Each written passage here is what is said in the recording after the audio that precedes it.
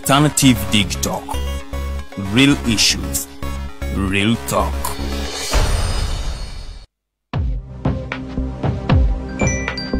Go to the church, though. Tawali man, what's up? Man, can you imagine people just dump everywhere? Someone drinks water and throws the bottle wherever. Come on, Rogers. What else do you expect people to do with an empty bottle? Simanya now, record.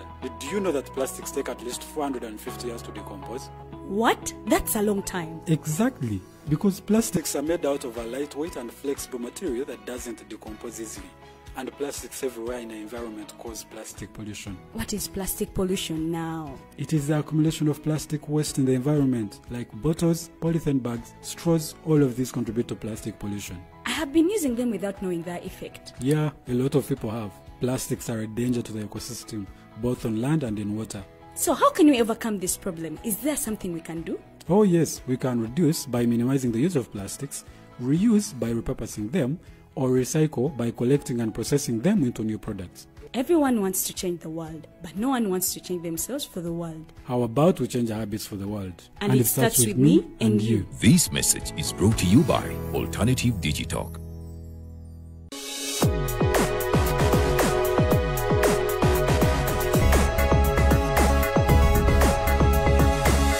The Alternative Digitalk. Real issues, real talk.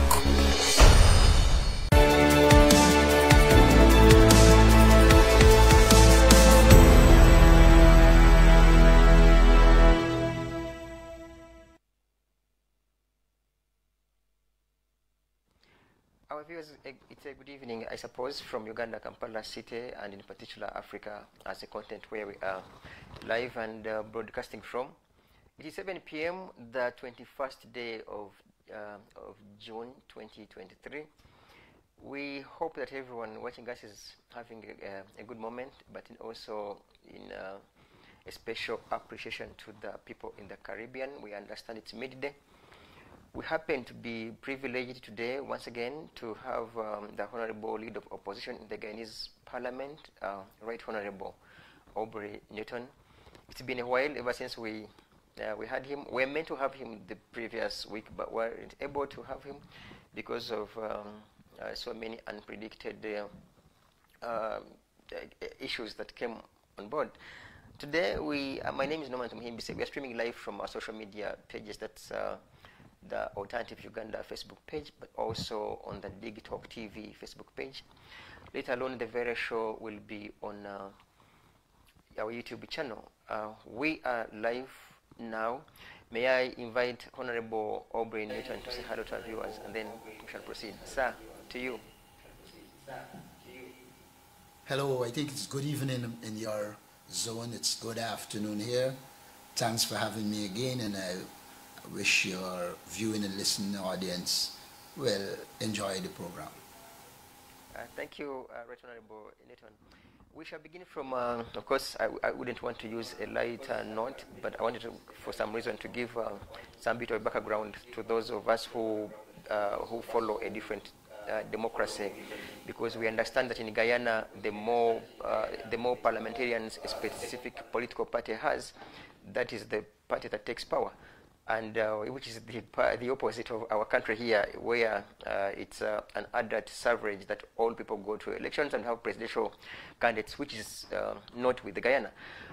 For that case, we want to first of all say that you had a very heavy, for lack of another word, heavy June. We understand that it's when you celebrated your commemoration of the Guyanese independence, but also days later, you had your elections, which are, if I'm not mistaken, on 12th June, when you had your local government elections.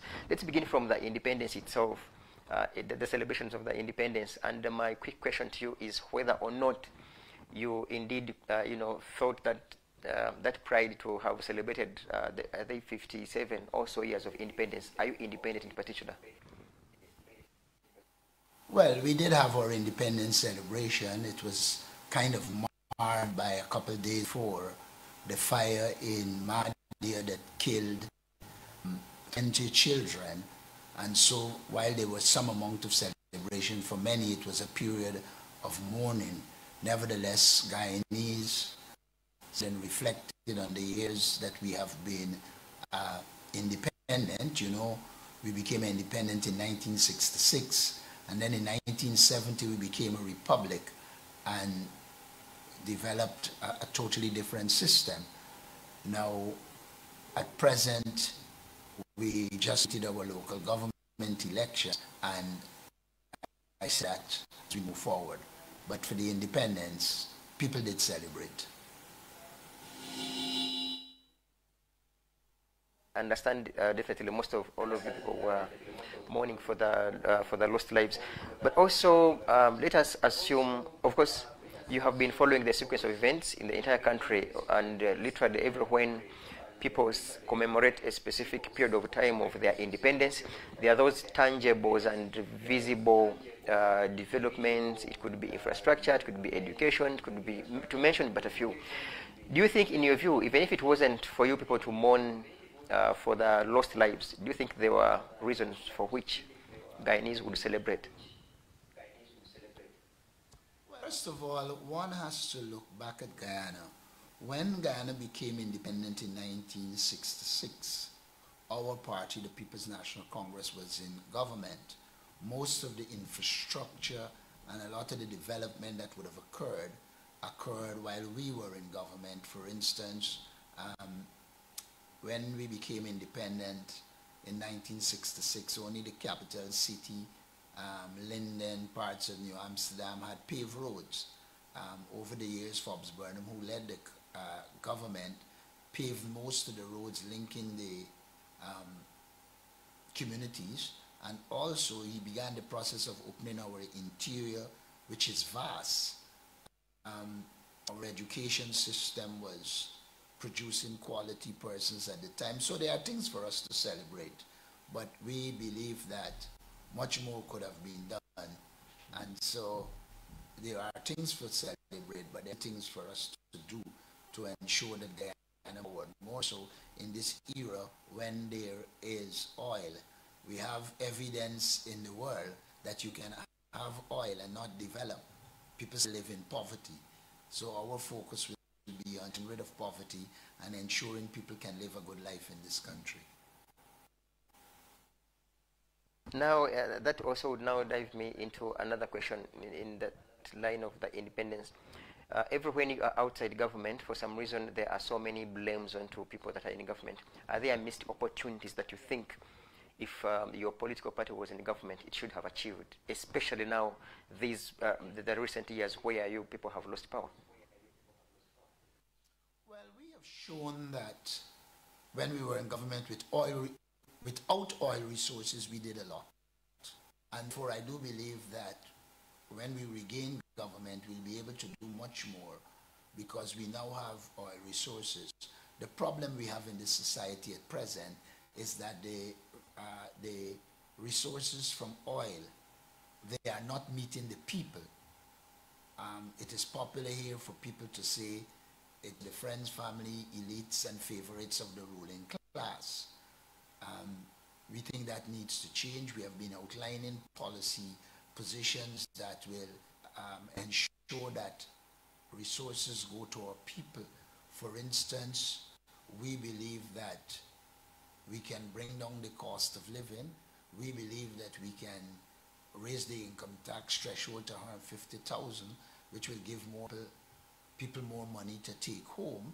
We also believe that in education, we can develop a schools transportational network that will take our children to school free of cost.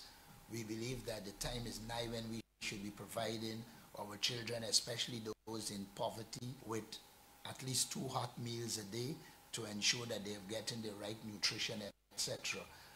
So we do believe that a government headed by us will be a government that is what we call people-centered, rather than centered on putting resources in the hands of the elite at the expense of the people of Guyana. You know, you mentioned about, of course, ensuring that there are 2 specific questions here. You said that you would want people to, have, rather, to feel the money. Because in Uganda, I want to use an example of Uganda, where we have had so many programs, and you see them being led by the government that is in power. and every now and again they will always bring more or less, you know, some ideas of the cash economy. Let's throw money here, let us throw money here, rather than creating some sustainable plans for which citizens themselves can engage in and then harvest money therein. Do you think, if you were in government in particular, you people would rather promote, you know, a cash economy of simply dishing out money, the oil money, or rather invest it in, say, infrastructure, agriculture, education? What would be the best option if you were in power? We have already said we oppose this government approach to development. What they do is use their resources at their disposal with the hope of obtaining votes. The last local government elections have shown them that that failed because they promised to take Linden, Georgetown, and New Amsterdam, our three key capitals, three cities, and they were hoping to do that through bribery, through cash grants, through 10 days work. The people have rejected them. We believe that there's need for a different approach to development. First, we believe development will occur when you have high-paying jobs and when you are creating businesses. So we will focus on delivering high-paying quality jobs to our people, and also on giving grants and other forms of funding to ensure that people can move into business and generate income for both themselves and the people they employ. We also believe that there are a number of things that need to be done. The things that need to be done. For instance, when you look at agriculture is virtually restricted here to regions 2, 3, parts of 4, 5, and 6, which are essentially the government strongholds. But then the remaining regions 1, 7, 8, 9, and 10, they also have potential for agriculture. And one that it said we will do is that we will promote agriculture in those regions. And because most of them are far-flung, if the goods and services needed are produced in those communities, then it will contribute to a reduction in the cost of the products, because one, you remove a lot of transportation and other costs. So we believe in sustainable agriculture in all communities. Our focus is on building sustainable communities, communities that can sustain themselves. There are a lot of resources around this country. We are blessed with a lot of resources outside of oil that can be utilized. For instance, we have what we call the hilly sand and clay belt. Clay can make tiles, and we will promote the tile industry because it will contribute to a reduction in the importation of tiles. The only barrier is cheap electricity, which we will work on to ensure that it is relatively cheap so that we can produce tiles. Then there is scope for agro-processing. Again, we have a lot of agricultural produce. Many of them go to waste because there is no structured approach to agro-processing. We believe that we can put those mechanisms in place. We can can our mangoes, our pineapples. There was a time when this country produced orange juice. And so we need to go back to that place where agro-processing plays a key role. We have the scope to do a lot of livestock, which again can contribute. So agro-processing will be one of the key areas we'll be involved in outside of crops and livestock in agriculture. We also believe that we need to house our people, because that is one of the major problems. When I delivered my parliamentary speech, I did indicate to the nation that a government led by us will develop what we call rent-to-own schemes, meaning what we will do is the government takes resources, build houses, they are then rented to Guyanese, but that rent will go towards paying for the cost of the house, and once the cost has been recovered, the person owns the house. We believe that is a good way to help, because in this society, You have a situation where many people who need a mortgage cannot afford to put down the money to get a mortgage. And if we do a rent-to-own scheme, especially for the low-income people, it will allow them to own a house without having to go through the burdensome thing of finding 25% of the money needed. So we believe that in the interest of our people. We also talk about ensuring that our children get 2 hot meals. We also talk about ensuring that we contribute significantly to improving the transportation generally in the country, but more particularly develop a system of transportation that allow our children to get to school free of cost, because we have to deal with poverty.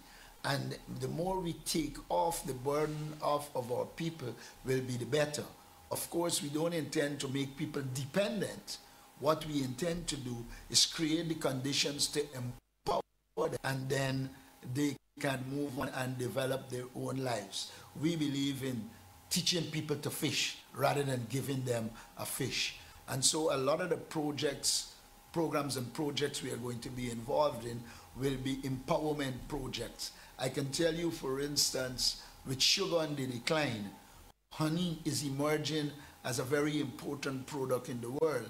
We have the vegetation, the land space to be able to do honey production, not only for local consumption, but for export.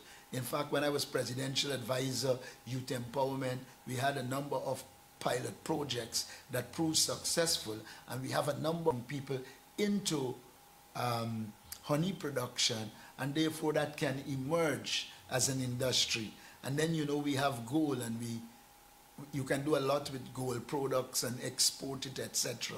So that is another area that we can pursue and ensure our people develop. The real that is facing us is to diversify our economy to ensure that we do not depend on oil and oil alone, and that other sectors of the economy are developed so that it can cushion the ill effects of oil when it is needed. So there are a number of areas that we can be involved in. Ghana is a vast country, and there are many areas in this country that have been untouched. And so we are talking also about building intra-regional highways to link the 10 regions.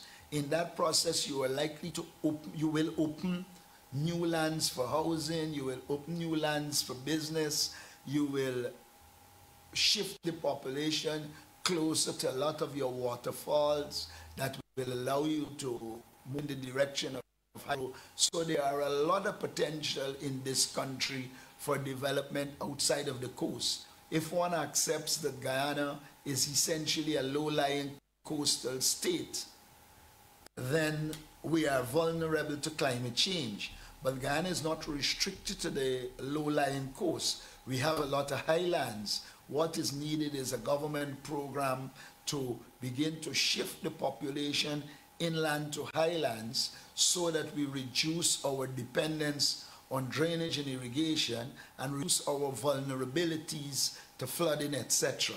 It is not like if Guyana is without land to do that. Most of the Guyana population is on a little strip in Guyana, while the vast interior can be opened. We will focus on opening the interior, opening the hinterland, and releasing its potential so that the people of Guyana can utilize it to develop themselves. We also have significant potential in ecotourism. What we need to do is to put the infrastructure in place to ensure people can go to the ecotourist sites and create conditions for ecotourism particularly to become a key industry. Some of the problems we have when it comes to ecotourism is, one, the distance away, therefore the road network we talk about. We will need to improve our air transport, because in times of accidents, etc., you will need to get your people out to hospitals, etc. What that will demand is a significant focus on our health sector. We have to put resources into health. The government seems to feel that building hospitals is health development. It isn't. What building a lot of hospitals will do is allow their friends, family, and elites to make a lot of money on those infrastructure projects, but it wouldn't contribute to development in that fashion. What is needed is for in the health sector for us to have the trained professionals that are needed, and at the same time put in the level of equipment will allow us to deliver high quality services in the health sector. For instance, there are small fees, and while you might be able to put a medical center or a health center, when it comes to the key operations, etc., you will have to have a sales hospital in the case of Region 9 in Letem, the capital, in Region 8, Madi, the capital. For that to be effective, a system of air medevac, so that let's assume 100 miles away, somebody goes to the health center, but the health center can't handle it. You have capabilities to medevac that person to one of the centers and the treatment. So our focus will be on improving the quality of existing hospitals and health centers, ensuring that the drugs needed are there, that people can access it. But also critical will be health education. Clearly, our society has a lot of people that suffer from hypertension, diabetes, a lot of which are not lifestyle diseases, and there's need for education so that people could understand what they need to eat, why they need to exercise, a number of things, because you need to move in the direction of preventive medicine rather than allowing people to get sick and then you use what I call the Western approach of seeking to cure them after the fact. But have an education program that allows them to understand life and what you need to do to live life and prevent you from being in hospital. I believe in preventing sickness rather than treating sickness. You have to treat them. Mr. Honorable Norton, you see, I was trying to avoid any interferences as you made your submissions, but also that does not save you from answering the questions that I also have here. You mentioned, of course, I liked the, that philosophy of teaching people how to fish rather than giving them, fresh fish, because once such a fish, gets done, they will come and knock on your door. But also say it's also important for us to ascertain on whether or not such people that you would want to teach how to fish, on whether they are teachable. Are your people teachable to fish? Because you guys were in power for some good time. How come that you still mention that you would prefer teaching people how to fish, but when you had time as in government then, did you even have that, rather did you explore that opportunity of teaching your people how to fish? I want to, go by your philosophy. Otherwise, one would wonder, why then did they vote you out? Well, first of all, let me say this to you. We were in government for 5 years, 2015 to 2020. There was a no confidence motion in 2018, so we only had 3 budgets. But many of the things I'm talking about, we began to do, but to complete it. For instance, we began to give children hot meals in school. In our hinterland communities, we focus on ensuring our indigenous people who are involved in business, teaching them, giving them training in the trades, etc., so that they had the skills to go on the job market. I did mention about being presidential advisor and working with what was called the Youth Empowerment Unit, and we empower young people in a number of areas, including, I say, honey production. We did work in terms of literacy so that young people can become literate. We also had training in what we called at the time financial literacy and small business management, because in teaching people to fish, you have to teach them to manage finances and to manage businesses. So we began to do a lot of those things. I think you asked why people didn't vote for us. I don't know it is a case of why people didn't vote for us. We got caught in the geopolitics. And at the time Trump administration was in place, and they played a role in getting us out.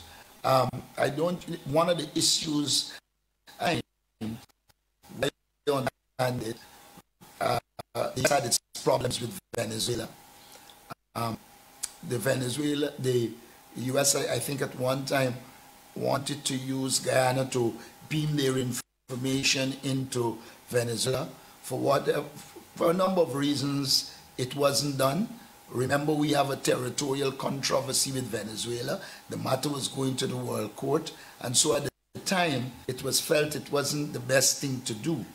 Of course, the United States at the time wasn't pleased, and the Trump administration was in place, and they actually forced us out of power.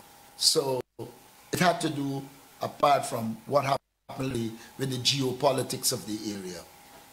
Of course, the geopolitics would have changed. The Ukraine war came. You no longer, Venezuela and the US seems to be having a rapprochement, and some amount of changes are occurring. So you have a different, what I would call hemispheric politics at this time. And so you're in a much better position to do some of the things you want to do than you were at the time when the United States under Trump in a particular direction. You know, when you mentioned the geopolitics and how literally the previous government, rather the American government, was so much influential, one may think it was, and you even used the word forced out of power. It's as if it was a coup, but we understand the mighty powers that come with such governments of the West and states in particular. We have, I think, close to 4 also minutes to dive into our other topic of discussion, but also then I'll ask in the same line, now that you are in opposition, which I want to believe that you were opposition, unlike the African opposition, there is some room of dialoguing and perhaps discussing the way forward of your country. As the leader of opposition in that parliament and with your entire team, have you had your alternative policy paper presented to the powers that be for purposes of moving your country forward? I'm not so sure about the question. I'm not so sure about the question. I heard the preamble, but I didn't get the question. What is the question? Okay. That being the leader of opposition in the Guyanese parliament, and I was trying to draw a difference between you people and African governments, that unlike here in Africa, you seem to have a room for dialoguing and discussing with those that are in power, rather the majority, which is PPP. And I asked on whether you have had an opportunity to present your alternative policy paper to Parliament so that the sitting government can pick what makes sense and perhaps ride on it for purposes of developing your country. Have you? First of all, the government is very unresponsive, but particularly in my parliamentary budget address, I did outline most of the things that I just spoke to you about. The government here is not a responsive government that will seek to look at the positives and pick it out. And if they do that, they will come and repackage it as if it's their own. And so I think it is true to say here, like in many parts of Africa, the government tends not to be responsive and not open to dialogue on critical issues. There's a facade of democracy, but what the government does, to use one of the speaker's famous statement, is they allow you to have your say, and they have their way. And so the case of, even though you would have budget, you do not anticipate that the government will be responsive and identify the positives, and whenever they do, they repackage it in their name as if it was theirs. So the scope for dialogue is very limited. In fact, when we were in government, we engaged in a lot of dialogue, preparing the budget, etc. But the society itself is not a society in which there is compromise and consensus, and then we move forward.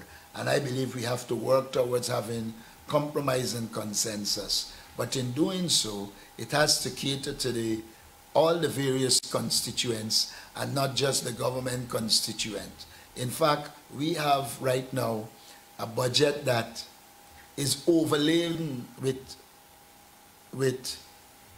infrastructure projects. We lack the capacity to implement those infrastructural projects, but they will always be there because that is the opportunity to the gravy train so that their friends, families, and favorites can benefit from it.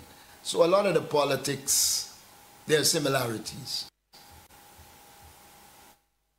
You know, we had the thought that you, which word would I use? You cleansed, blacks or cleansed leaders rather than Africa, but you seem to suggest that there is some bit of resemblance. Having said that, a quick one, I mean, I want to tap back into your discussion where you said that the government is rather promoting agricultural infrastructure in, selectively in some specific regions that you mentioned, and I wanted to inquire from you on whether or not this is is it intentional, or you are rather hypothetical, like maybe simply thinking so. And of course, what could be the reason for which the government, I beg your pardon, for which the government chooses to promote agriculture in point A or in region A and rather deserts region B? All right, let me say this to you. I believe it is intentional, and I'll tell you why I say it's intentional. There was a time when there was an impasse after the government murdered 3 young people in Region 10. And we had negotiations with the government. I think that year it was 2010 or somewhere around that. We had negotiations with the government, and I was part of the team. And I raised this question of agriculture in Region 10, which is one of the regions that is excluded in the main. And the government response was that the other regions have a comparative advantage. Now the government wins regions 2, 3, the agricultural parts of region 4, 5, 6. We would normally win region 7, we would win region 8, region 10 and 1.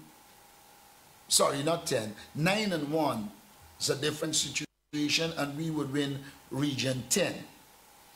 We have consistently, it was so bad that you didn't have an agricultural officer in region 10 until we came to power in 2015. Now, there is nothing preventing the government from developing agricultural programs in those regions we are talking about. All they have to do, extend an arm of the ministry into the area, provide the resources, human and financial, and agriculture could be developed in those areas and make those communities sustainable. But the government finds it prudent to leave many of those areas like that, and then people will have to buy the goods to carry into those areas because it is far-flung distance. The cost to live in, the cost for the product will be very high. You go to our interior, a lot of times, the cost of product is at least 2 times the price on the coast. And I say it is deliberate because the government can easily make decisions that will allow them to promote agriculture, agro-processing in those areas. And many of those areas will have areas to produce products that aren't necessarily produced on the coast. So I believe it is deliberate, and I do believe that if the government wants to ensure agriculture is viable and make all the communities sustainable, for me, all our communities should be sustainable. Each region should be producing the food, the goods and services they need. Of course, there will be general inputs, but I'm talking here about that can be produced in those communities. In every region in this country, there can be tomato production. In every region in this country, you can produce what they call eggplant, we call it belange. In every region, there can be the production of bora. But these things are produced in these areas and shipped in at a high cost.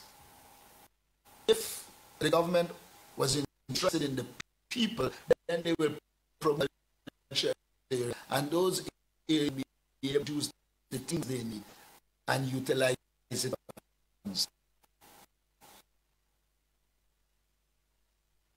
I want to precisely to ask, you mentioned all the regions where you believe that the government is intentionally promoting agriculture there, and of course deserting other,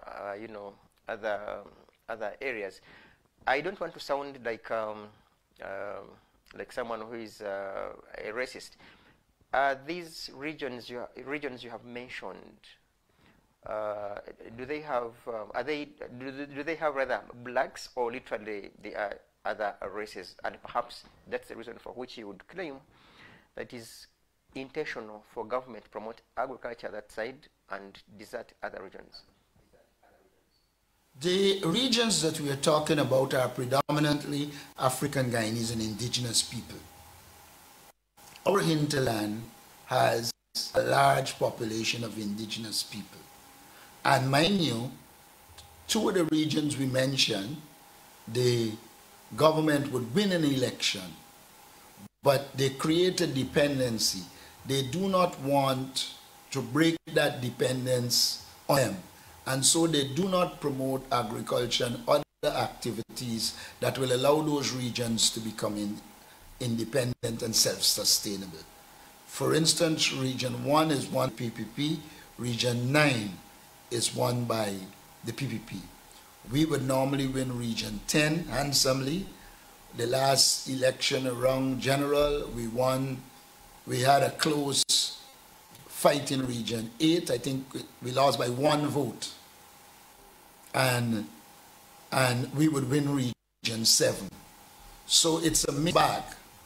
And it is not, it is essentially a situation in which dependence is created to ensure control, rather than placing those communities in a sustainable path by allowing them to develop agricultural and other activities that will make them independent. So I wouldn't say it is straight race. It has an ethnic element, it has an economic element, it has a political element. All right, Honorable Norton, do you seem to suggest that by doing such, PPP government is rather promoting economic appetite? I have argued before that there are elements of economic apartheid being practiced in Guyana.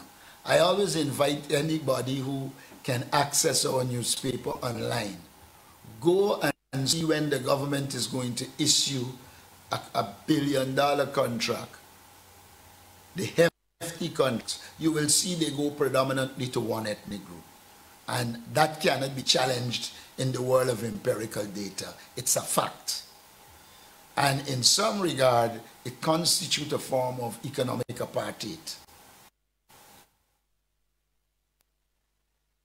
Thinks that perhaps most of you people lack the expertise, and that's the reason for which the PPP government considers to give such opportunities to people they believe has the expertise? Could I say, when the PPP came to power in 1992, there were many African Guyanese businessmen. You had African Guyanese business people in rice, they had rice mill, etc. After about 10 years of the PPP, all of that was gone.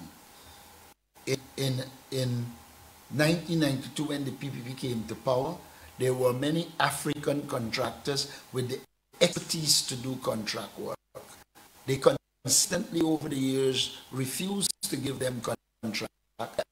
The PPP cannot raise the issue of expertise at all because they pick up any contract, anybody, and turn them into a contractor without any attention to their capacity and capabilities. So, in my opinion, there has been a structured approach to getting African Guyanese out of economic activities. The government doesn't like when you say it, but I say it, and I could provide the evidence and name the businesses that were in power when they came to power in 1992.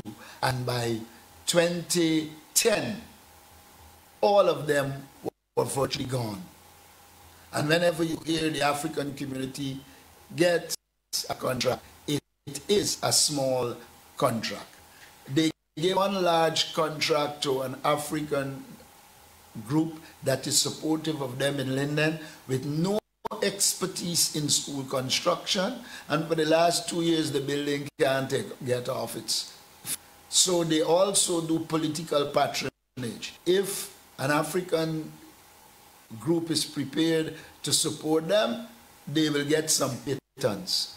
But in terms of treating the African community equally and allowing them access to contracts in the way it should be done, they are found wanting. To lend you our proverb here in Africa, where they say that when your relative harvests honey, then you have an opportunity to link your your fingers.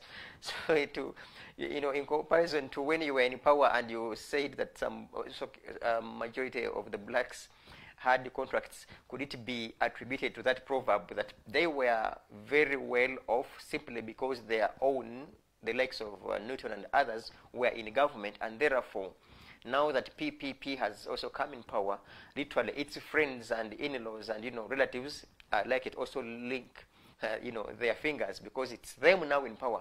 So were those contracts previously awarded on merit?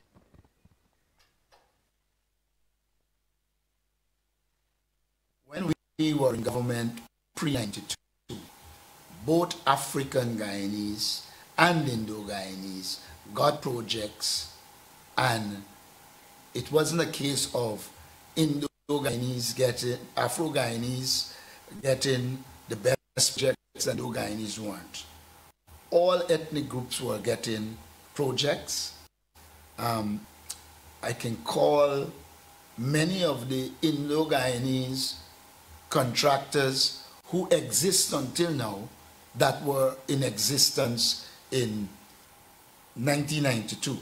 And I can point out to you, without fear of successful contradiction, that new contractors have been added from the Indo-Guyanese community, but very few have been added from the Afro-Guyanese community or in the indigenous community. In indigenous communities, it is worse. We have to do a lot of work to ensure that they develop the expertise, etc., and carry out contracts. What happens now is the PPP people from the coast go into the hinterland and they do the contracts. It's a serious balance that has to be rectified. To spend like a minute, rather some seconds to close that very angle and then cross into the local government elections. Precisely, I perhaps want to use, I don't want to sound like I'm asking a leading question which requires a yes or no. You have a vice president who happens to be, a black, you have a prime minister, and some other strongholds in the government who, by nature, are blacks. what, in your view, do you think has compromised them not to see issues that you are raising? Many of them, it is the desire for wealth. Many of them is the desire for status. And in some regard, it's a lack of concern for the African Guyanese community. And many of them are well prepared to perform that role rather than champion the cause of the African Guyanese community. In fact, when recently IPADG, which is the organization dealing with the decade of African descent, if you go online and look at the presentation made by the African Guyanese who represent IPADG, and then go online and see the response of an African minister, you will realize that they have already sold their soul for whatever little they can get. I don't think anyone looks forward to them representing the Guyanese community. If you look at the structure, our constitution says that the prime minister is second vice president. The president is the first, the prime minister is the second, and all other vice presidents follow the prime minister. In Guyana, the prime minister, who is African Guyanese, is peripheral. He wields little or no power. All the power resides in the president and Vice President Jack Deo. If Stevie Wonder go on the internet, he will see it. It's not something that is hidden. Anybody who is visually impaired will see it, that the Prime Minister plays little or no role of consequence as it relates to power. Highly ceremonial and serves a political function rather than being a representative of the people, especially African Guyanese people. Now, Right Honorable Aubrey Norton, we want to cross to to what we want to believe that people have been waiting for. I do not want to say, okay, I will begin with congratulating you guys for perhaps, of course, having won some seats and leadership positions in the local government elections that took place on 12th June, if I'm not mistaken. But now, precisely like in, I think in 2-3 also means give us a summary of what transpired, and then I will have definitely to fire you some good questions, which we will refer to our previous show. You remember when we were warning you about participating in a process that you deemed fraudulent already. Give us a summary, and then we shall proceed from there. What happened on 12th June? First of all, let me say this. We made a political decision to participate. We knew the list was flawed. We knew the problems. So we took a conscious decision that we will participate in our strongholds and participate in areas that there is a possibility that you can increase your votes. We know the government was going to use the state resources. They spent about $9 million campaigning, including buying African Guyanese votes, including coercing African Guyanese workers to go to their rallies, etc. So they put up the facade that they were multi-ethnic. We know for sure that they forged the signatures of many African Guyanese, and then the police and GM refused to act. And so we were aware we were coming up against a force that was evil and will do everything to get power. But then we had to make the decision. Do we lie down and die and allow the PPP to take over all our strongholds? We took a decision that no, we wouldn't. We will fight and maintain our strongholds, which we did. In 2 cases, they are ties. But the other 3, we have maintained them. While they can be, I would say, some small inroads made, in the context of what we were fighting, the PPP was defeated. And in their own strongholds, a lot of people didn't turn out. And so in large measure, the local government election turned out to be a rejection of the PPP. although the vice president in his normal lied way, he lies all the time, went out there to talk about what victories, including areas that we didn't participate. So for us and for our support base, which didn't only work, they worked tirelessly without the kind of resources the government had, and we maintain our strongholds, and in many PPP areas we had some increase in votes. So for us, the elections were a victory over the PPP that was misusing state resources. We had no access to television. We had no access to radio. Our only access was to the people who voted. We engaged them. We used social media, and we were able to do as good as we did in those elections. And so today, the PPP is not in possession of Georgetown, Linden, New Amsterdam, so that they can take the lands that they want to take. There is a tie in Plaisance, which is an African Guyanese community, and that is up in the air. Day before, the government who were telling the people of Plaisance, we're going to help you do this, they sent out notices to tell people who have been occupying a place we call a line-top phase that they have to move in 7 days. That is going to be a battle, because we always knew that they were seeking power, able to move African Guyanese from lands. Along the same road, they give property to the supporters, and they didn't send them notices asking them to move. But Plaisance, the African Guyanese village there, they send them notices for them to move. Not about room. Okay, first of all, I must again congratulate you that you people won Georgetown and so many other great towns. We hope that people get to benefit from you people and the purpose for which they voted your party. Let's go back to something that is very interesting.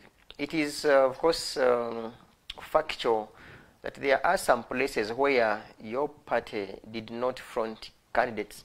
When I was interacting with one of you, this person said that you did not have rather hopes to win in such places because they are dominantly occupied by other races. Now, gentlemen, and your team, aren't you in particular also promoting racism? Because literally one would rather think that it was an opportunity for you to front candidates there, pass on your message, even when they do not vote you. You have an opportunity to tell the other people that you do exist and you mean well. Why didn't you front candidates in those places? No, we didn't front candidates. For instance, in the stronghold, LBI, Better Hope, I think is its correct name, we put candidates and we won seats and votes in those areas. If you allow me to go to my phone quickly, I can give you some of the areas in which we had candidates in Indo-Guyanese communities, and we improved. It includes Eckers Ramsburg, Monrepo, La Reconnaissance, Union Nars Jed, I think it's the correct pronunciation, Prophet Rising Sun, Blackbush Polder, predominantly Indian PPP stronghold, and actually won a seat in that area. We did well in Anna Regina, which is a PPP area. So it is not true that we did participate only in African Guyanese areas. What we did is said we will maintain our stronghold, but there were other areas we thought we could have done well in which they are the Indo-Guyanese community. We participated in those areas and we increased our votes. So is it racist? No, it isn't. You have to be realistic. You're campaigning against a monster with all the resources at their disposal. You have got to now allocate your resources in a way to ensure you succeed. What do we take from those last elections? With all the PPP did, we have increased our votes in Indian communities. That signals to us that they are dissatisfied with the PPP, and whatever we are mobilizing our resources for the general and regional elections, and we are going to campaign in all communities. So I would not say it is racist. It was a strategic decision to ensure we maintain our strongholds and to participate in areas where we stood a chance of gaining votes, rather than going into areas which you didn't have the resources to campaign in on and achieve your objective. We have campaigned in many Indo-Guyanese communities and have votes. And they are Indo-Guyanese and campaign against them. They have been brutal against them. If you go to Facebook, you will see one who participated in the Pomeroon complaining of the things that the PPP did to him because he was an Indo-Guyanese and opted to run as independent. All the Indo-Guyanese that sought to run as independent faced the full brunt of the PPP's anger and desire to dominate and control. So I would say to you, we have signaled that we can participate in all communities as we mobilize the resources for the general and regional elections. We are going to run this campaign covering the whole country. That now a quick one. Don't you? I want to bring it into the reality. Don't you think? Okay, this is most likely this could be my personal opinion, but which I would also want to share, rather to have your your opinion.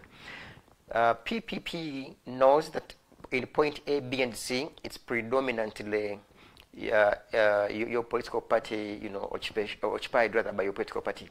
It goes ahead to front candidates there, and in your wisdom, you chose not to front some candidates where you thought that PPP was predominantly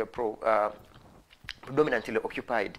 Don't you think they progressively provoked you, and you literally also showed your cowardice by letting go of some of the places where you should have perhaps fronted a candidate? In a minute, please.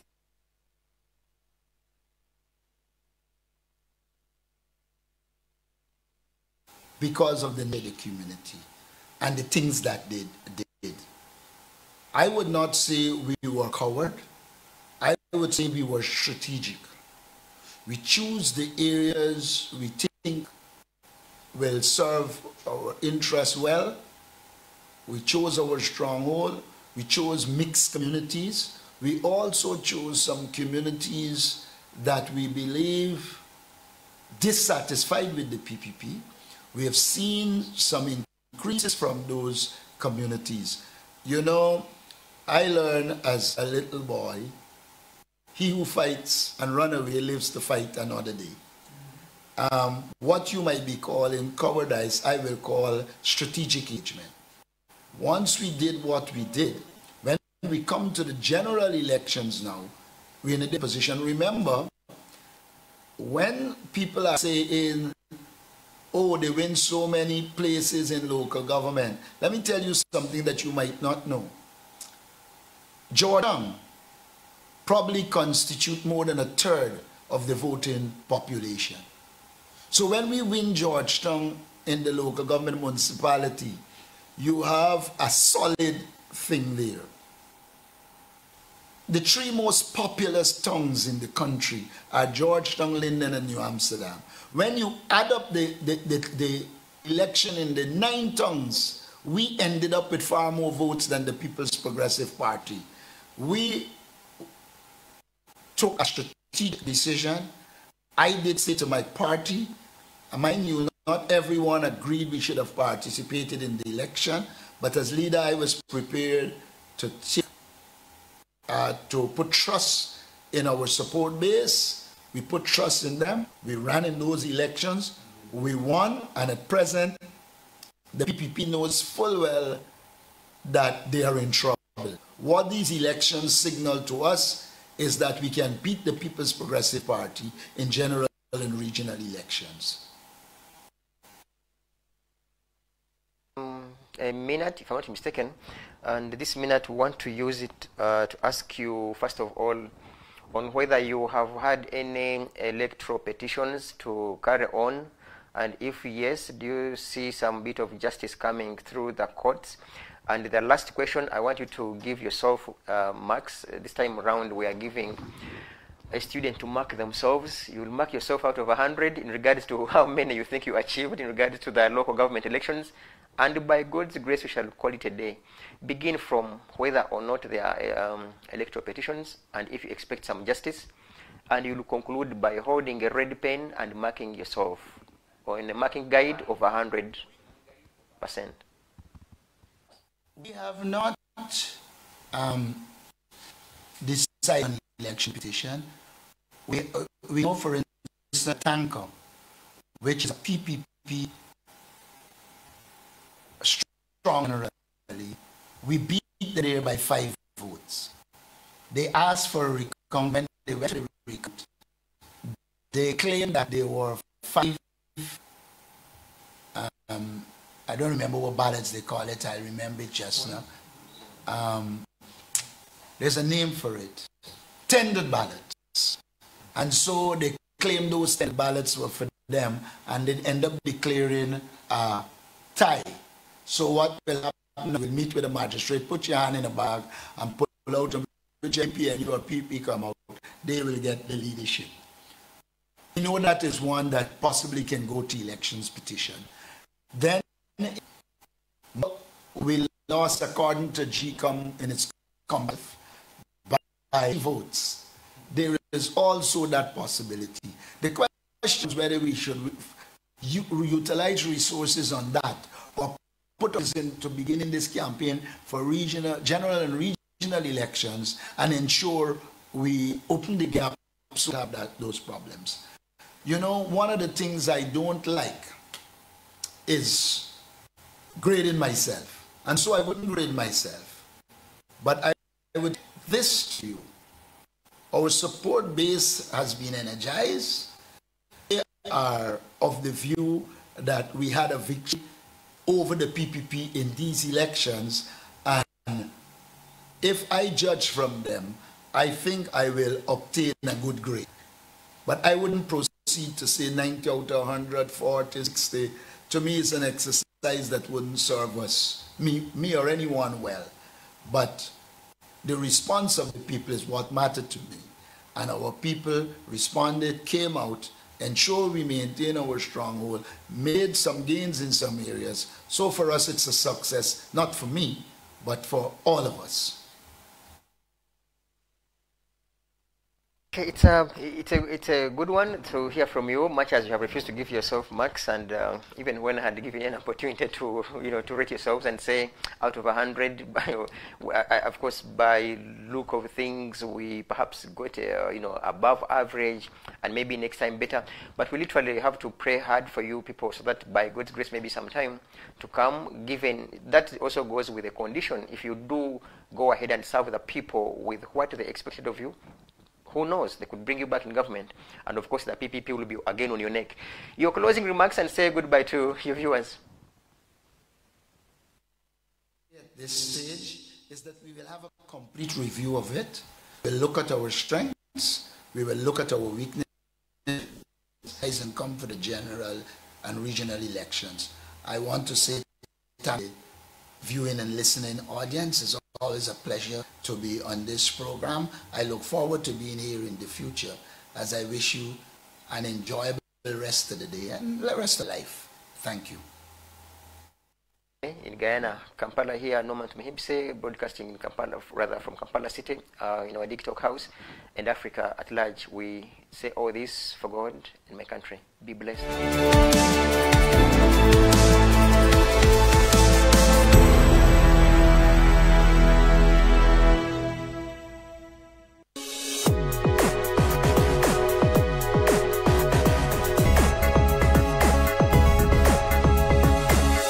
The Alternative Digitalk.